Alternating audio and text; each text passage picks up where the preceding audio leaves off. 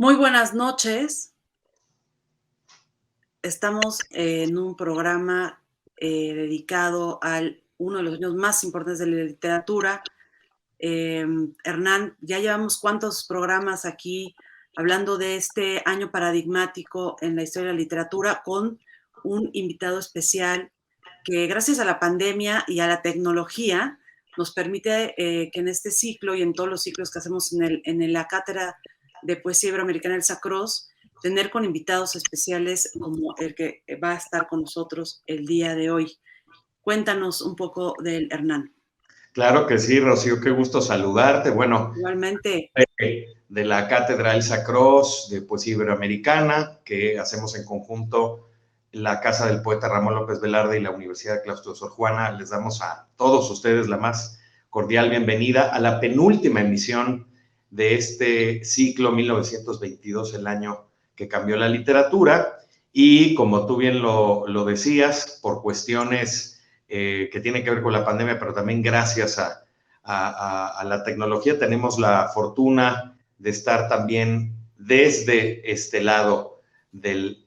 Atlántico con Antonio Rivero Tarabillo. Antonio, es un gusto tenerte aquí con nosotros. Me voy a permitir presentar a Antonio en unas breves líneas porque su semblanza nos tomaría modestamente otro centenario más de este para presentarlo articuladamente. Antonio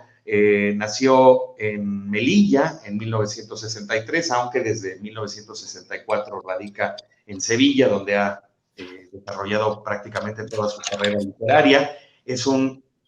auténtico polígrafo. Su interés por los más variados géneros, la poesía, el aforismo, la novela, el cuento, los libros de viaje, el ensayo, las memorias, además de su muy importante y notable obra como traductor, le ha merecido un lugar de privilegio en la creación literaria española de nuestros días. Pero más allá de todas estas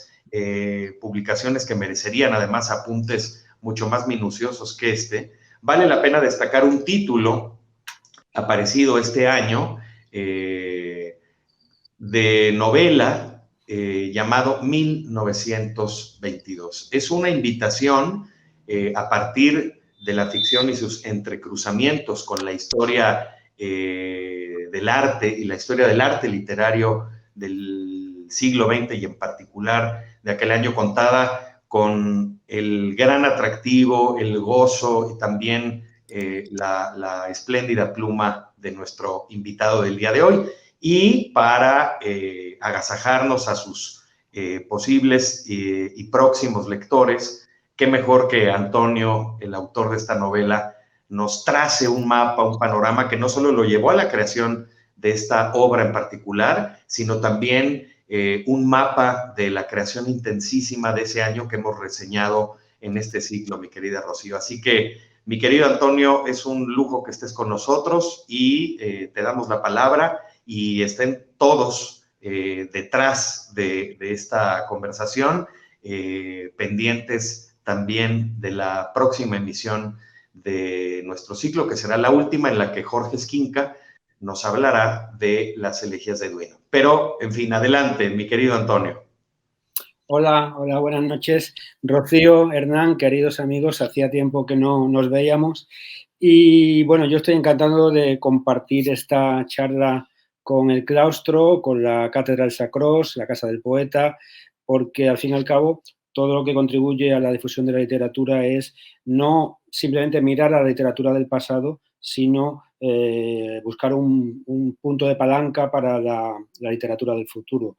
Y realmente la literatura del futuro, la de hoy, respecto de 1922, es la que se crea aquel año tan singular en el que no gratuitamente se están celebrando estas conferencias y en diferentes lugares del mundo se ha recordado la importancia de un año muy singular que viene a ser una especie de punto de inflexión de la literatura que se había hecho hasta entonces y una especie de comienzo y con una gran fortaleza desde el principio de la literatura que iba a venir. Si nos fijamos, realmente, y no soy el primero que lo dice, de algún modo lo que hago es recoger comentarios anteriores, la literatura del siglo XX comienza en puridad en los años 20 y quizás en este 1922. Se produjo la Primera Guerra Mundial, todo esto llegó a, de algún modo, paralizar la creatividad, la literatura sufrió, como el resto de la sociedad, un enorme golpe, pero tras la recuperación, cuando el armisticio, se liberan muchas energías que hasta ese momento estaban enfocadas hacia el esfuerzo bélico y hacia la muerte que acarrea por otra parte, y la vida se impone, la creatividad y la literatura, con una especie de ganas que todos tenían de algún modo guardadas y que con la apertura del grifo empieza a correr torrencialmente. De algún modo, valga la comparación, es parecido a lo que ha sido el final o uno de los posibles finales o un momento de tregua de la pandemia, que en el momento en el que ya se ha vuelto a poder viajar, en el momento en el que se han podido realizar más actividades, pues todos hemos cogido con más ganas esta posibilidad de hacer cosas que en aquel momento no podíamos. Yo hablaré un poco de 1922, el año y también el libro que he publicado a principios de este 2022, 100 años después, porque no solamente se trata de comentar lo que he escrito con mayor o menor fortuna, sino tratar de mostrar cómo ese libro es una especie de catálogo de la gran literatura que ese año surge y usar este libro, 1922, como un guía, un cicerone por los vericuetos del año 1922, que es el que da obras enormes para solamente ceñirnos a dos de ellas, Ulises o La Tierra Baldía. Yo se puede decir que jugaba con ventaja porque desde hace muchísimo tiempo he estado leyendo a estos autores, los he traducido, de hecho los 4 protagonistas masculinos de la novela, porque la califico de novela y luego podremos hablar por qué, 1922, que son Ezra Pound, William Butler Yeats, T.S. Eliot y James Joyce, a los 4 los he traducido o he trabajado sobre ellos. De hecho, sobre Joyce, aunque no he traducido realmente apenas nada, algunos fragmentos, pero sí coordiné en el año 2005 este libro, que se titula 100 años y un día, Ulises y el Bloomsday, en el cual recogía una serie de trabajos de otros y alguno propio, con traducciones, también con algún relato, una especie de homenaje a no el centenario de la publicación de la obra, que es lo que estamos ahora conmemorando, sino algo más literario, si cabe, como es el centenario de los hechos que se desarrollan en la novela. Es decir, el centenario de la ficción de aquel 16 de junio de 1904, que es pues, el marco en el que se desarrolla la novela de Joyce. Como decía, siendo lector y frecuentador de estas obras que surgen en 1922, me daba cuenta de que antes o después pues, habría un interés por todo lo que se crea en este año y que sería pues, importante que, coincidiendo con el centenario, se escribiera algo al respecto. No ignoraba, por otra parte, que en diferentes lugares del mundo y sobre todo en los países de lengua inglesa, por la importancia de esas obras capitales, que no son en absoluto las únicas, La Tierra Baldía y Ulises, pues iba a haber multiplicidad de publicaciones, como así ha sido, y realmente desde quizá finales del año pasado y sobre todo ya este año, pues 2022, la producción ha sido muy importante. Yo, con la vista puesta en la efeméride, empecé a acariciar la idea de escribir algo al respecto y en un principio iba a tratarse de un ensayo, una especie de libro divulgativo en el cual pudiera recoger las diferentes obras, las personalidades de estas grandes firmas que crearon la literatura de aquel año. Pero conforme empezaba a trabajar y leer y releer y recorrer epistolarios y biografías, me daba cuenta de que todo lo que estaba recopilando de algún modo pedía no el lenguaje del ensayo, de la crónica literaria, sino quizá rompiendo esa estructura, pasar a las 3 dimensiones, a la corporeidad, a la inmediatez que otorga la novela. Todos tenemos en mente muchísimas novelas históricas que recrean un periodo, que incluso entran en la personalidad de los protagonistas, que tienen introspecciones psicológicas, y yo entendía que, de algún modo, crear un fresco, un mosaico en el cual se reflejaran las obras de 1922 era más enriquecedor y aportaba más que un sesudo crítico, ensayo académico, digamos que muy formal y muy respetuoso con las convenciones, porque eso era simplemente para los del mundo académico, pero que era tan importante lo sucedido que merecía ser llevado, trasladado a simplemente los lectores que de modo hedónico, aunque también se quieran cultivar, pero tratasen de conocer de una forma directa lo que allí sucedió. De modo que, al poco de comenzarlo, lo que iba a ser ensayo se convierte en novela, y en este sentido lo que he hecho ha sido, de algún modo, abundar en la senda que ya llevo recorrida algunos años de crear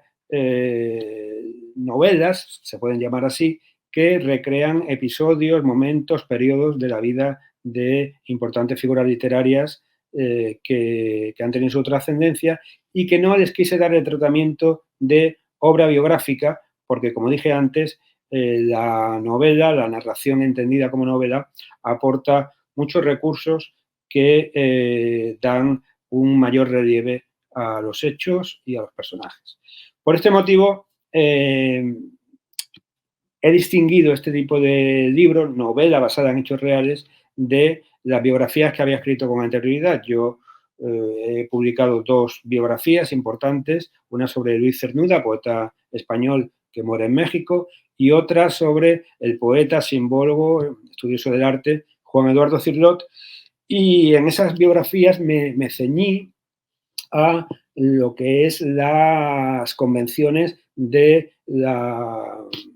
biografía, es decir, un género que, aunque pueda aventurar ideas u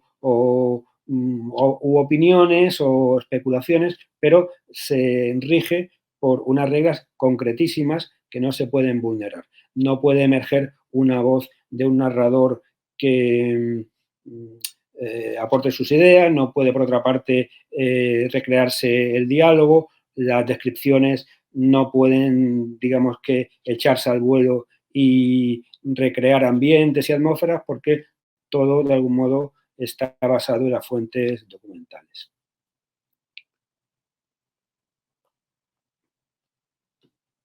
Entonces, una vez que empecé a trabajar, me di cuenta de que el marco temporal del año venía muy bien fijado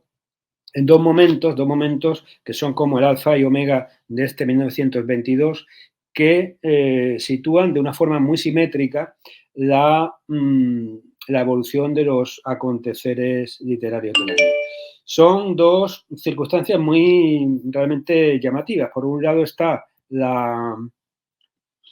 una cena que se produce en la casa de Ezra Pound, el poeta norteamericano que reside en París, y en esta cena asisten Eliot, que está de paso por la ciudad, Joyce, que ya residía en ella. Joyce había ido a la capital de Francia invitado por Pound. Pound le había dicho que era el lugar en el que había que estar porque era el lugar en el que sucedían las cosas, era realmente pues una especie de vórtice, y Pound fue el creador del movimiento vorticista, y Joyce pues acude allí realmente y se da cuenta de que efectivamente es el lugar en el que va a terminar y hasta publicar Ulises. Y hay también un editor norteamericano que se llama Horace Liveright, que es un importante editor, por ejemplo, editor de la llamada Modern Library, y tiene, pues, digamos que sus conversaciones de editor con autores, traductores, y está de algún modo viendo qué cosecha se lleva a Nueva York a su regreso. Eso es lo que sucede a principios de año 1922 y a finales de año sabemos también que hubo una cena igualmente en el apartamento de Pound, en su estudio en París, en la cual están el propio Pound, Joyce y Yeats, que está de paso por París. En otras biografías de Yeats no aparece esa visita a París, pero sí la he encontrado en Ellman, y Richard Ellman es, pues como saben, un enorme biógrafo tanto de Yeats como de Joyce y algunos más, y me basta ese dato recogido en una fuente fiable para que cierre el recorrido del año 1922 en esa cena en el estudio de Pound. Fíjense entonces en este marco, como decía antes, que viene pues señalado por dos ágapes, dos encuentros, dos tertulias de unas personas de una talla absolutamente increíble, que son Pound, Eliot y Joyce, y Pound, Joyce y Yeats. De Yeats es verdad que no fue un rompedor de la literatura, fue alguien, digamos, que nace en 1865, su obra es más, digamos que decimonónica, tiene preocupaciones distintas de los demás, incluso se podrían establecer contrastes importantes respecto de los intereses de un compatriota suyo como fue Joyce, pero sí es verdad que Yeats tuvo importantes lazos con casi todos ellos y a todos los conoció y de algún modo está en esa salsa que se está produciendo ese año. Y no olvidemos también que justamente al año siguiente, en 1923, es cuando se le concede el Premio Nobel de Literatura, es decir, que es la consagración de alguien que planeó como influencia y como sombra tutelar sobre casi todos ellos. Por ejemplo, Pound fue secretario amanuense de Yeats cuando Yeats tuvo problemas de vista, como los tuvo por otra parte Joyce, y no pudo leer o escribir. Y con ese marco, digamos, con esta especie de punto de comienzo y de final del año, pues lo que hago es, a lo largo de una serie de capítulos, episodios, que son 24 en total, recoger de una forma, me gustaría pensar que dinámica, fresca, ágil, lo que va sucediendo ese año. Y es de algún modo la historia narrada con las herramientas de la ficción, es decir, que hay diálogos, que hay descripciones, que hay inventiva, todo lo que acaece en un marco espaciotemporal importantísimo que es 1922 y París. Me gustaría subrayar la importancia de París porque aunque suceden cosas igualmente sobresalientes en otros lugares del mundo, pero París es el eje, el imán que atrae a unos y otros. Y sería quizá también destacable cómo París es en ese instante la capital literaria del mundo. Y además la capital literaria del mundo para varios idiomas y tradiciones. En nuestro ámbito hispánico, pues realmente todos sabemos que no había autor de relevancia que no fuera a París y allí tratara de aprender, de vivir la bohemia, cuando era el tiempo de la bohemia, de los ecos del simbolismo, un caso paradigmático, pero hay, iba a decir decenas, pero hay centenas de otros autores, Rubén Darío. Pero Rubén Darío no es más que, digamos, la punta de ese iceberg de hispanoamericanos que van a París. Y París era más que Madrid, la capital de España, era, por supuesto, la capital del mundo literario, nuestro idioma. Más que México, más que Buenos Aires, es de algún modo el aglutinante de todas las repúblicas hispanoamericanas y también de la propia España, porque infinidad de autores españoles pues cruzaban los Pirineos y llegaban a ese París que era la meca literaria para todos. Por supuesto, era también la capital de la literatura en francés y una literatura importante, aunque ya mostraba algunos signos de decadencia tras figuras como Mallarmé, Baudelaire, Verlaine, Valéry, pero sí es verdad que tiene ese momento álgido importantísimo de un movimiento que vendría a continuación, que es el surrealismo, que aunque su manifiesto es del año 24, con André Breton y compañía, pero que ya está en germen en este momento, 1922. De hecho, es un momento en el que se escenifica el alejamiento de da, se hace, digamos, el vacío a Tristan Tzara, se boicotea y toman su propio camino los surrealistas. Pero por otra parte es también, y esto es lo destacable por las obras que nos están marcando el año en su comienzo y su final, porque también Ulises se publica en febrero y La Tierra Baldía ya al final del otoño, es verdad que las letras anglosajonas, anglo-norteamericanas e irlandesas tienen en París pues otra vez su capital. Tras la guerra se habían instalado en la ciudad francesa muchísimos autores, editores, escritores, libreros,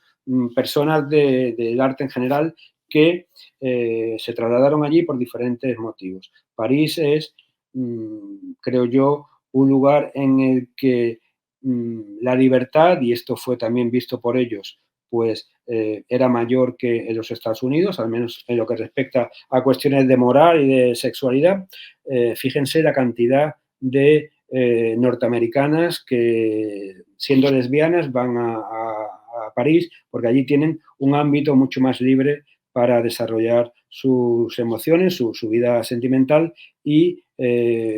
no tienen en su patria, en Estados Unidos, esas características. Por otra parte, no hay que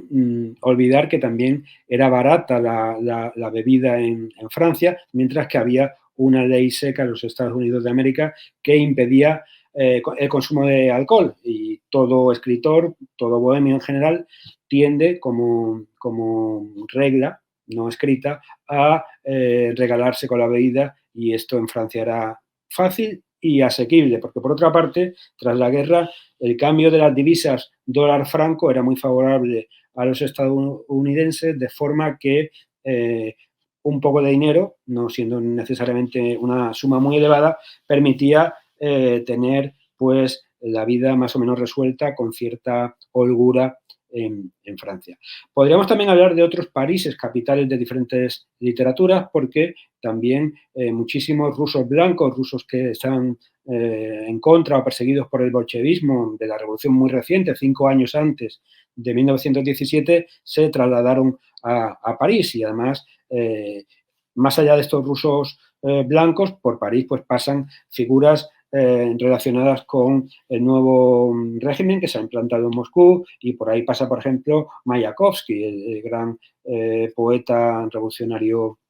ruso. Es decir, que este es el lugar en el que sucede la acción de 1922, novela, que es por otra parte el resumen de lo que el año 1922 representa. Y está, por otra parte, el tiempo, el marco temporal más allá del espacial, que es este año, que va de esa cena, en la casa de Pound, a ese final encuentro también, una cena en la misma casa a final de año, y todo lo que sucede en medio. Este año, por ejemplo, el gran teórico de la física y de cosas que todavía no hemos llegado a asimilar, como fue Einstein,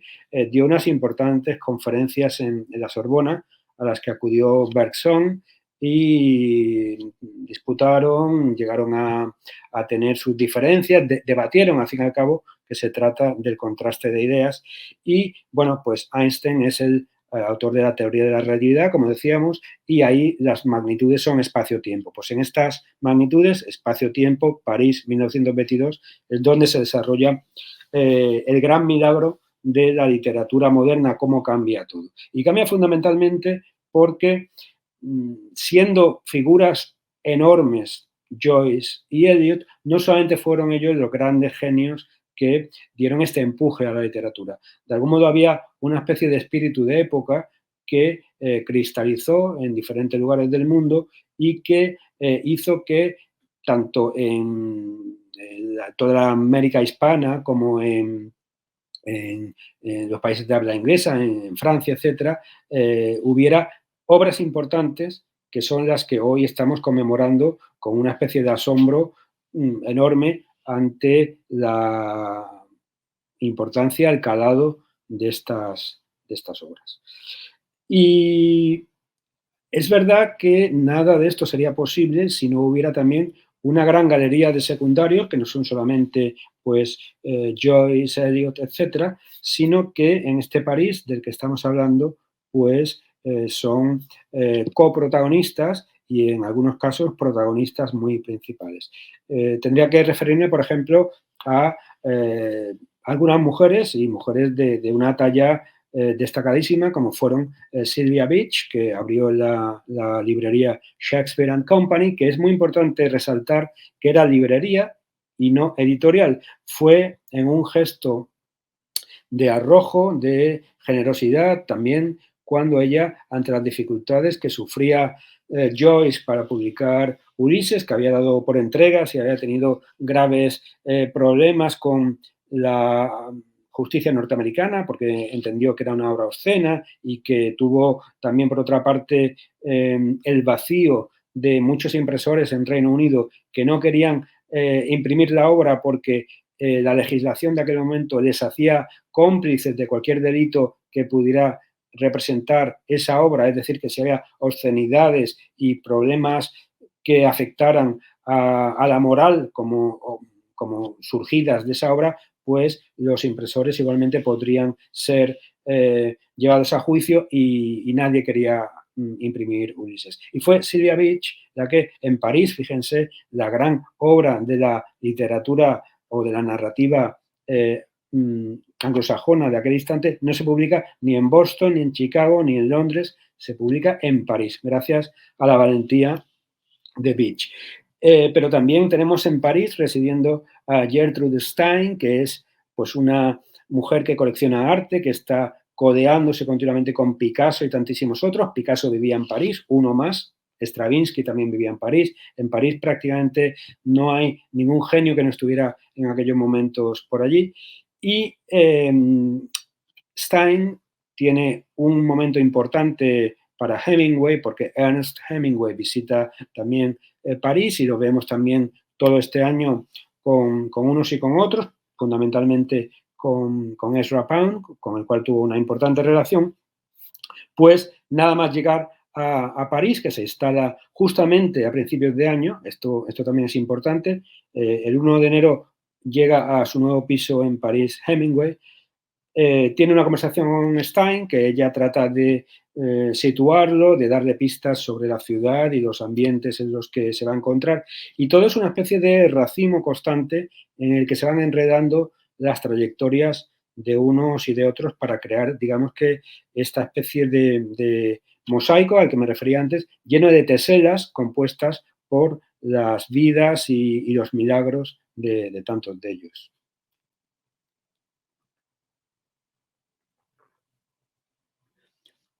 Pero, como decía, son muchos más los protagonistas y no necesariamente del ámbito anglosajón, británico, norteamericano.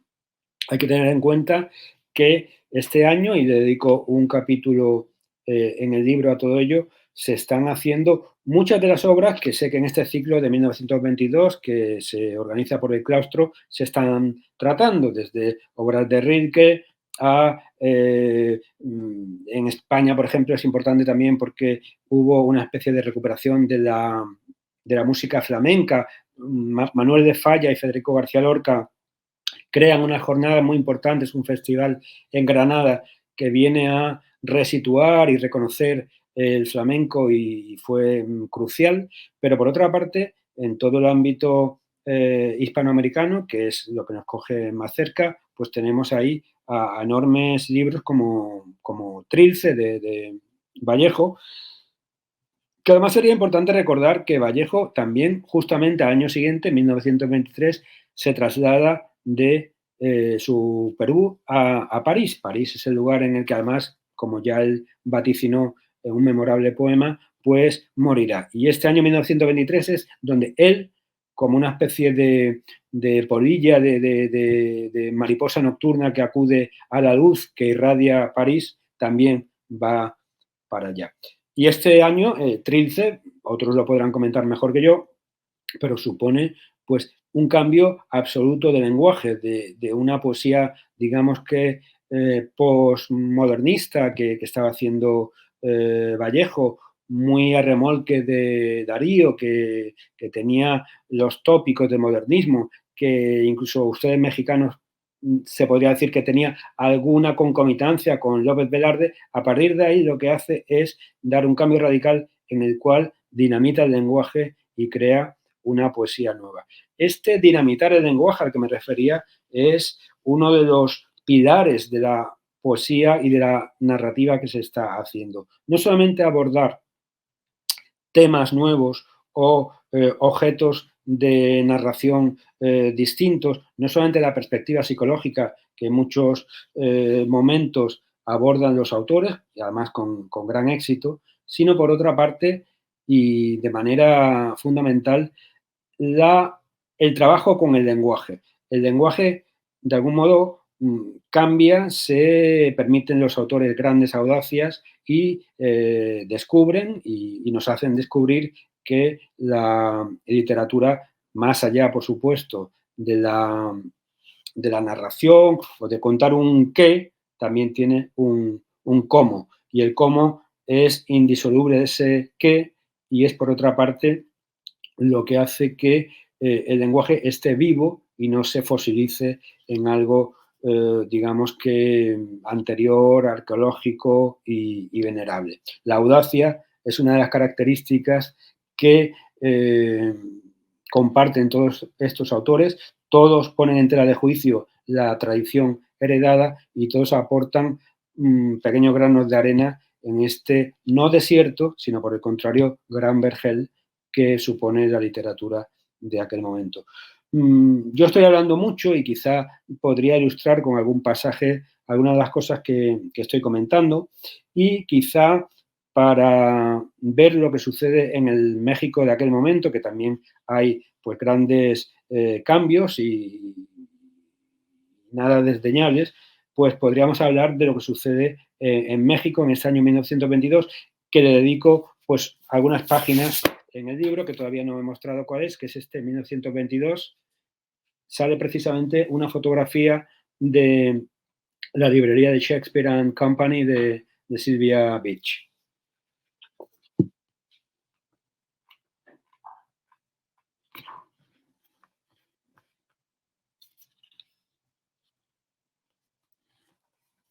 Voy a leer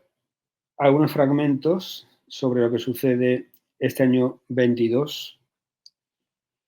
En México se publican El corazón delirante y canciones de Jaime Torres Bodet y Andamios interiores de Manuel Maples Arce, libro que será reseñado por Borges en proa, que lo califica de vivísima muestra del nuevo modo de escribir y un acopio vehemente de tranvías, ventiladores, arcos voltaicos y otros cachivaches jadeantes. Aquí se ve que Borges, que también fue alguien que innovó mucho en sus comienzos, luego se volvió más conservador, pero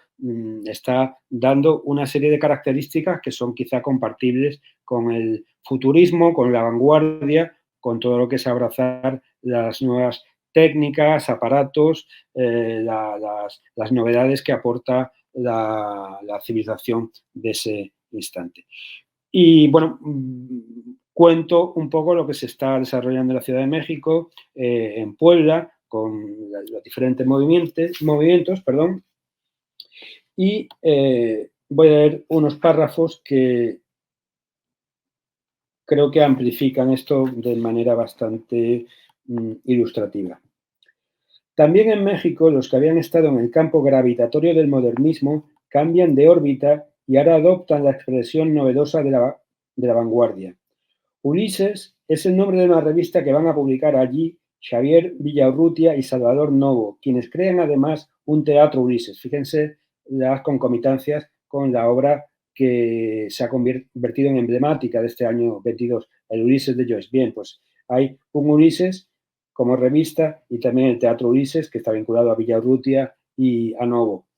La elección del nombre se debe confesamente al personaje de Homero, pero esto no excluye la novela de Joyce, de quien se incluirán 5 poemas sin traducción en el 5º número de Ulises. Villaurrutia declarará en una entrevista: no había en ella más doctrina que la que encerraban los epígrafes que hablaban de la aventura, del viaje alrededor de la alcoba, de la curiosidad enemiga del tedio, de Sinbad que tiene algo de Ulises. Estos epígrafes eran la expresión de mis deseos y mis temores. Entre esos epígrafes los hay de Dors, de Gide, de Morin, de Fenelon o de Baudelaire. No puede faltar el irlandés casi ciego y casi homérico, Joyce, de quien se reproduce directamente en inglés una frase del capítulo Nausicaa. Going to a dark bed, there was a score round Sinbad the Sailor's rock ox, sagging the night of the bed of all the ox of the rocks of Darking Boat the Brad Deller. Y se pone en paréntesis James Joyce, Ulysses, en inglés. También esto, Ulises, se parece a Ulises. Será una mujer, Antonieta Rivas Mercado, quien tenga que hacer viable económicamente su publicación, como si fuera una Weaver, una Beach, una Anderson, una Heap, una Harriet Monroe, directora de Poetry, la revista de Chicago, en la que han publicado Pound y todos sus amigos poetas. Fíjense también, hago incisos constantes para de algún modo comentar, todas estas mujeres, Harriet Weaver, Sylvia Beach, Harriet Monroe, todas eran, podríamos decir, mecenas de las artes y de las letras y contribuyeron a que las obras que hoy estamos celebrando y que tenemos hoy aquí en formato papel, pues llegaran a publicarse en aquel momento.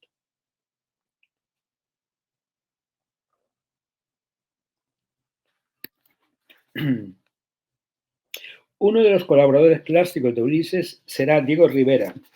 quien este año de 1922 inaugura un mural en el antiguo Colegio de San Ildefonso, en la Ciudad de México, muy apropiadamente titulado La creación. Fíjense, la creación en un momento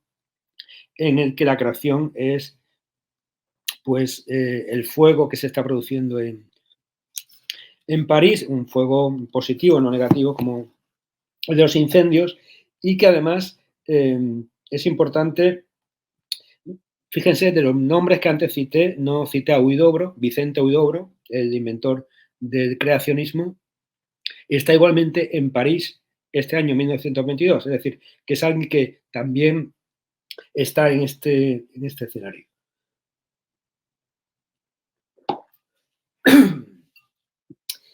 Salvador Novo publica la revista Prisma, que dirige en París desde este mes de enero y hasta agosto su compatriota Rafael Lozano. Como el cubismo, las formas se deforman y no hay palabra que no tenga su eco, su reflejo. Este prisma no es el prisma que simultáneamente se publica en Buenos Aires, lleno de casas con mansardas en Recoleta y Retiro que delatan afrancesamiento y réplicas de otros de los bulevares parisinos. Podría continuar, pero simplemente decir que Salvador Novo,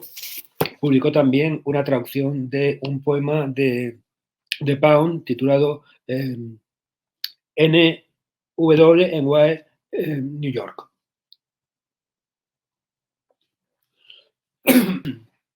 Perdón. Entonces, como decíamos, prácticamente cualquier país del mundo, pero en el ámbito hispano no faltan ejemplos. Tenemos esta revolución, este terremoto de las nuevas letras y recojo igualmente pues, los ejemplos de lo que está haciendo ese año Cavafis, lo que hace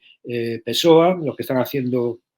los rusos, que son importantes y muchos, y aunque no estén en París, pero cada cual en su terreno, en su país, pues está haciendo grandes modificaciones. Me refería antes a Hemingway. Hemingway es uno de los que está en la ciudad, pero también son realmente, yo creo que interminables los que podríamos citar, y para una conferencia de esta extensión no vamos a tener tiempo. Sí decir que de algún modo lo que hago es recoger prácticamente día a día lo que va sucediendo. Y hay cosas importantes que no son siempre muy, muy conocidas. Una de ellas, por ejemplo, es que este año se produce la guerra civil irlandesa y coincide con un momento en el que la mujer de Joyce, Nora Barnacle, decide volver a su país, abandona temporalmente a Joyce, ha tenido sus diferencias,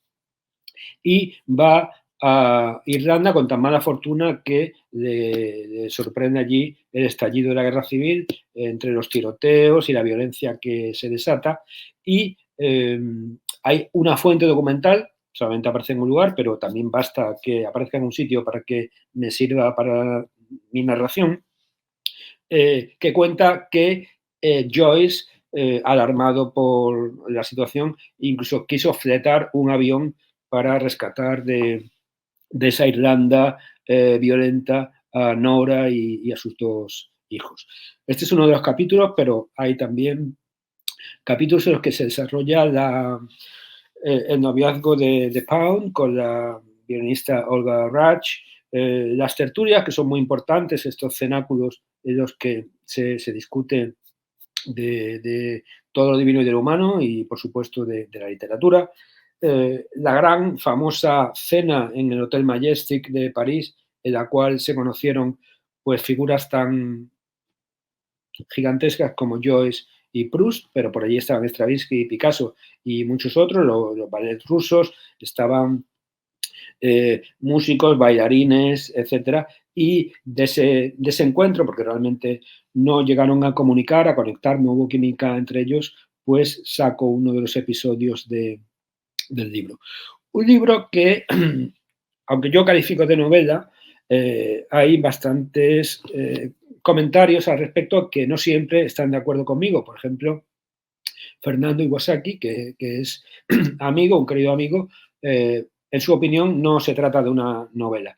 Y yo creo que Fernando se equivoca y ahí podría discutir pues, muy gustosamente y cariñosamente con él, porque realmente el ámbito de la novela, la etiqueta novela, es algo que se puede escribir a muchísimos más textos de los que antes, de una forma conservadora, hasta finales del siglo XIX se podía hacer. Es una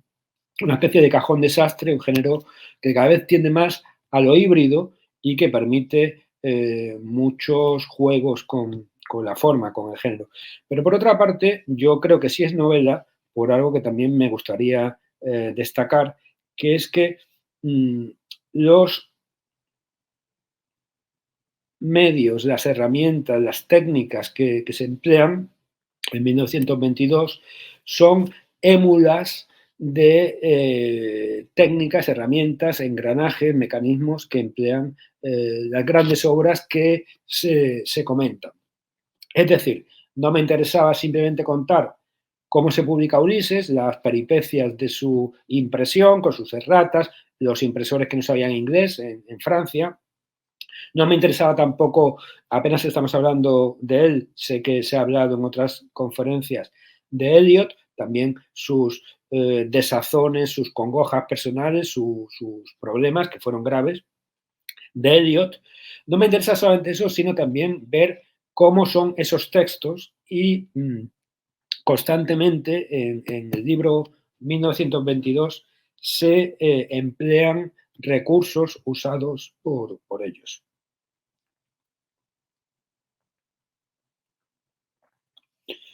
Por ejemplo, hay un notable uso del estilo libre e indirecto. El narrador se mete muy bien en las cabezas, en los pensamientos de los protagonistas, pero ellos a su vez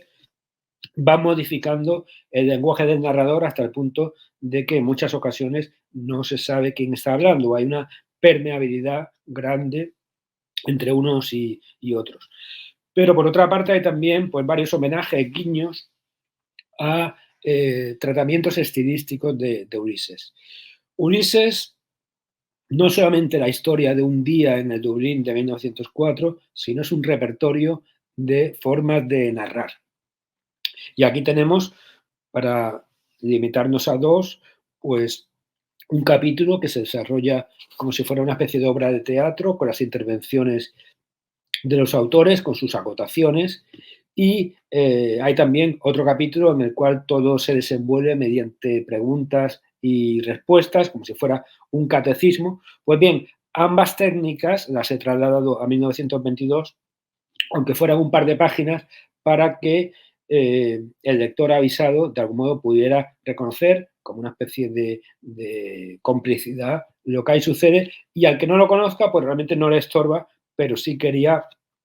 que fuera una especie de espejo de lo que está sucediendo en las obras que se comentan. Y voy ya terminando. Me interesó también hacer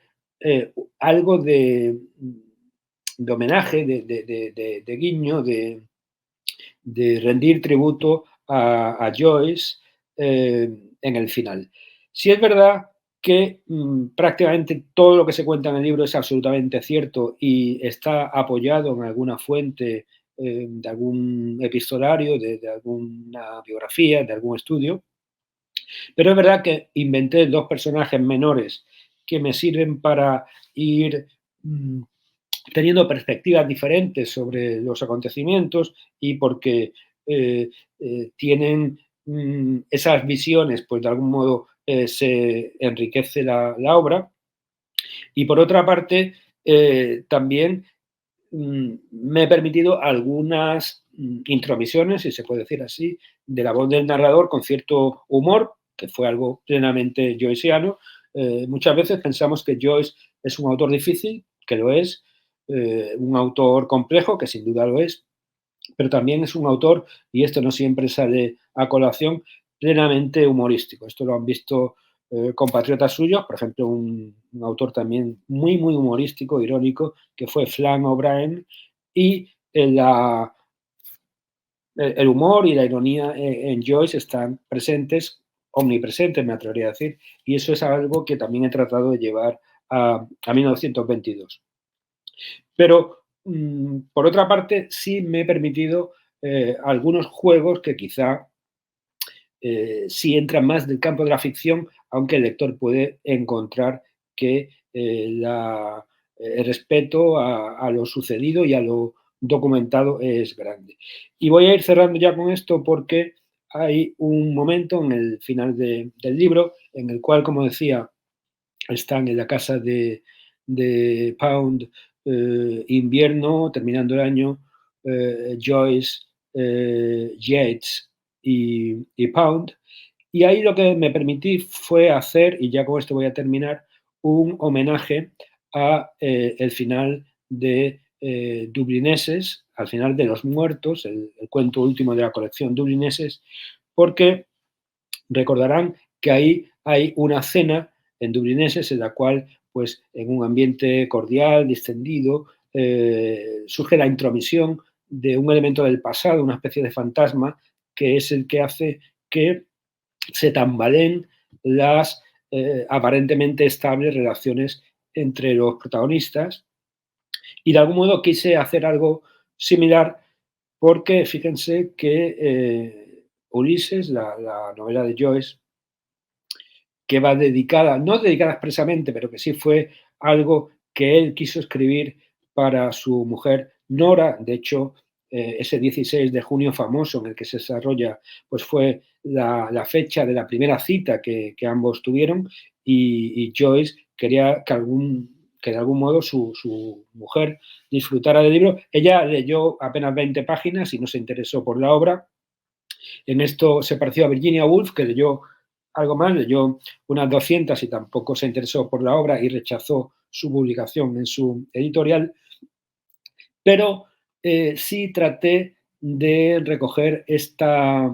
especie de aparición de un fantasma que está por ahí revoloteando, que es el de el problema conyugal que habían tenido y que de algún modo seguían teniendo Joyce y Nora Barnacle, y sobre todo a partir de este no rechazo, pero sí desinterés por parte de ella respecto de Ulises. Y voy a terminar con esto, que es la cena, el final de la cena,